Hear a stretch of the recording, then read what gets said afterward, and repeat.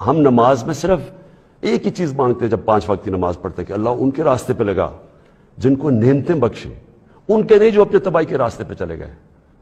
تو جو نعمتیں بخشیں، اور وہ نبی صلی اللہ علیہ وسلم اللہ کے حبیب تھے سب سے زیادہ، تو ان کو نعمتیں بخشیں.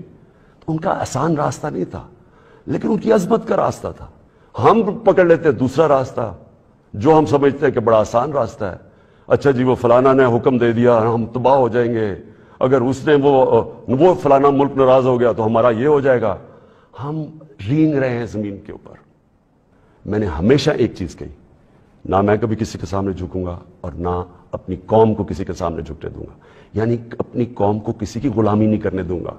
جب اقتدار مجھے ملا تو میں نے تب فیصلہ کیا کہ ہماری فورن پالیسی آزاد ہوگی.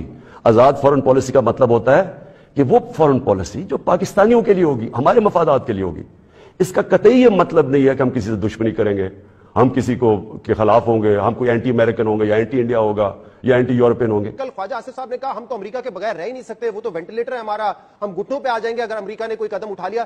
ایسے بھی اگر کریں گے تو پھر کہاں سے ہم برابری کی سطح پہ تعلقات مینٹین کریں گے؟ دیکھیں کہ beggars can't be choosers, please understand that. ہمیں اپنی قوم کا پیٹ پالنا ہے، خدا کی قسم کھا کے کہہ رہا ہوں. یتیموں کے سروں پر دست شفقت ہم نے رکھنا ہے.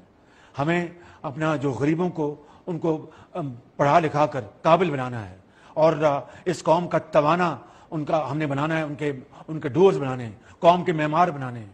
ہم نے لاکھوں کروڑوں بچوں اور بچیوں کو اسکولوں اور کالجوں میں بھجوانا ہے.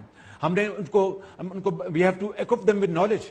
ہم نے پاکستان کا جو ہم نے حلیہ بگاڑ دیا ہے اس کو ٹھیک کرنا ہے.